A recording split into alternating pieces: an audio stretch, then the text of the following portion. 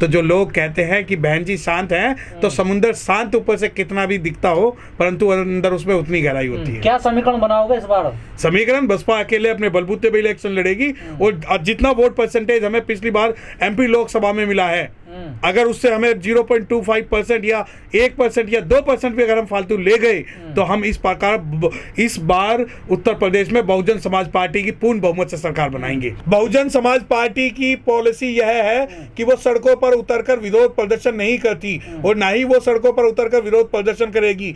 Bahujan Samaj party को अगर किसका विरोध करना होगा तो आप पार्लियामेंट में जाकर देखिए, पार्लियामेंट में जो हमारे बहुजन समाज पार्टी के 10 शेर हैं वो लोग, और राज्यसभा के अंदर जो शेर हैं वो सारे के सारे विरोध करते हैं। और अगर आप सोचते हो कि बहुजन समाज पार्टी का युवा सड़कों पर आए और फिर वो जेल चला जाए, उसके ऊपर मुकदमे लग जाए और उसका कैरियर स्पॉइल हो जाए, तो वो नहीं होगा। क्योंकि अगर ये हम राजनीति जो करते हैं, हम सड़कों की राजनीति नहीं करते। भारत के अंदर अगर रिजर्वेशन का सबसे ज्यादा स्पॉइल किया है वो कांग्रेस पार्टी ने किया है। तो अगर वो लोग ये सोचते हैं कि बहुजन समाज पार्टी का वोट बैंक कांग्रेस के लिए हम छोड़ दें, तो कांग्रेस को जिस प्रकार 1984 में उदय होने के बाद हमने कांग्रेस पूरे भारत से मिटा दी, मैं आपको यकीन के साथ कह सकता हूं, उसी प्रकार हम उत्तर प्रदेश से भाजपा को भी मिटाएंगे। हाँ, बीजेपी ने किया, हमारा रिजर्वेशन का खत्म किया, हमारा SC/ST एट्रोसिटी एक्ट में हमारे हजारों सैकड़े बच्चों को जेल में डाला। बीजेपी ने डायरेक्ट इनडायरेक्ट रूप से हम पे इतने अत्याचार किए, और जो अत्याचार करने वाले लोग हैं उनको बचाया। तो बीजेपी की तो जो विचारधारा है, जो पॉलिसी है, वो हमेशा से ही जातिवाद और मनुवाद आधारित रही है, और जातिवाद और मनुवाद आधारित जो उसकी आइडियोलॉजी है उसका हम बिल्कुल भी सपोर्ट नहीं करते, ना ही बहुजन समाज पार्टी कभी उसका सपोर्ट करती है। और अगर करती तो अभी कुछ दिनों पहले जो बहन कुमारी मायावती जी ने PC अपनी प्रेस कॉन्फ्रेंस में मोहन भागवत को झाड़ा था, RSS को झाड़ा था और भाजपा को झाड़ा था, वो आप लोगों को देखना चाहिए।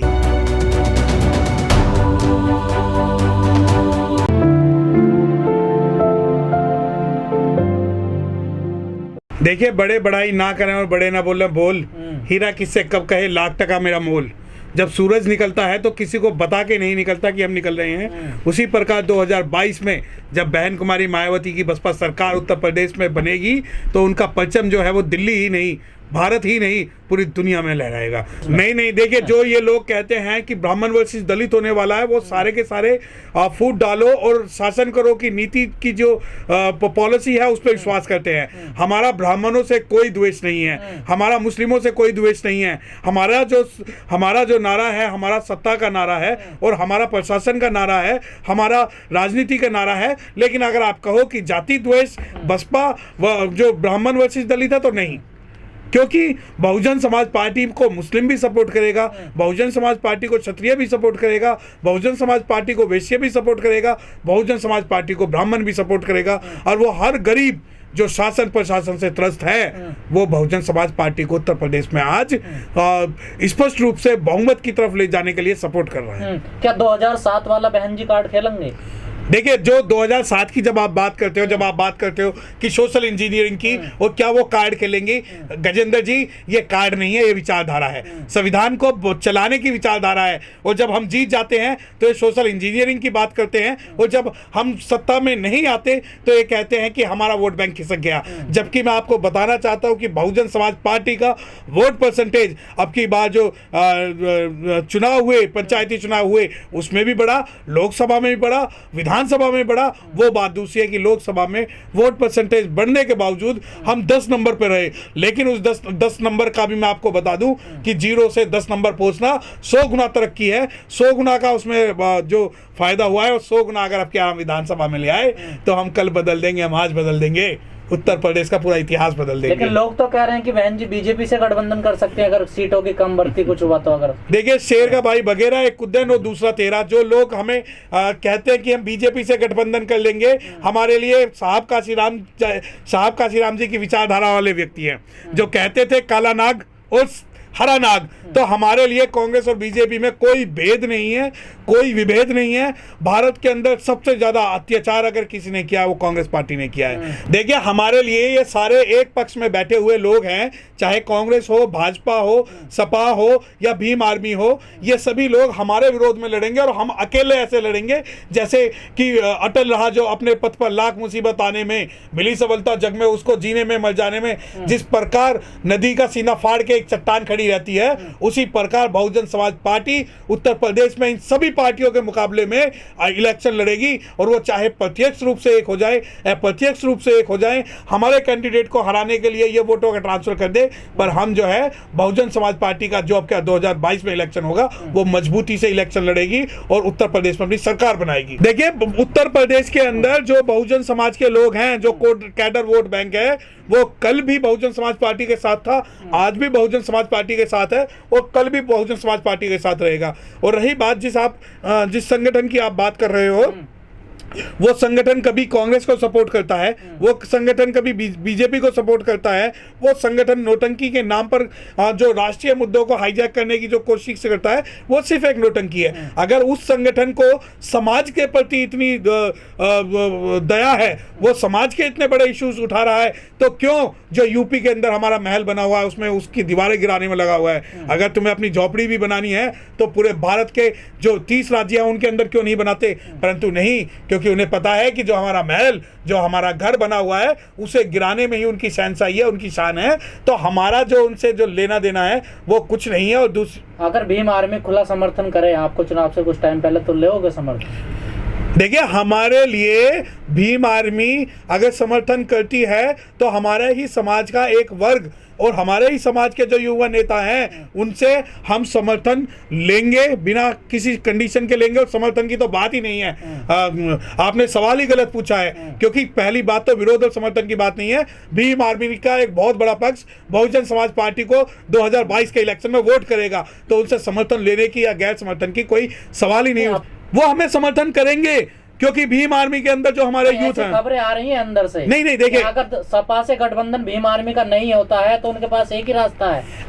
देखिए जिस आप संगठन की नाम ले रहे हैं, वो संगठन पाला पोसा जो है वो कांग्रेस के द्वारा गया है, उसे बीजेपी आगे बढ़ा रही है और उसमें जो खाद पानी डाला जा रहा है वो सपा के द्वारा डाला जा रहा है। परंतु उस संगठन का जो मूल उद्देश्य है वो, अगर भीम आर्मी के जितने भी बहुजन लीडर्स हैं, जो भी बहुजन युवा कार्यकर्ता है, मैं आपको बताना चाहता हूँ गजेंद्र जी, आपके चैनल के माध्यम से आप इसे कहीं लिख के रख लेना कि भीम आर्मी के युवा कार्यकर्ता जो बहुजन समाज को बनाने में अपना योगदान देंगे, वो सभी बहुजन समाज पार्टी को वोट करेंगे। उनका मुखिया चाहे कांग्रेस को सपोर्ट करे, भाजपा को सपोर्ट करे, समाजवादी पार्टी को सपोर्ट करे, जनता दल को सपोर्ट करे या किसी को भी करे, क्योंकि उसके मुखिया की और उन युवाओं की दोनों की सोच में अंतर है। क्योंकि उनके युवा आज फेसबुक पर और व्हाट्सएप पे डालने लगे हैं कि उन्हें स्कॉर्पियो और फॉर्च्यूनर की राजनीति नहीं चाहिए, उन्हें साहब काशीराम जी की राजनीति चाहिए, उन्हें धरती की और धरातल की राजनीति चाहिए। और उनकी जो मुख्यमंत्री है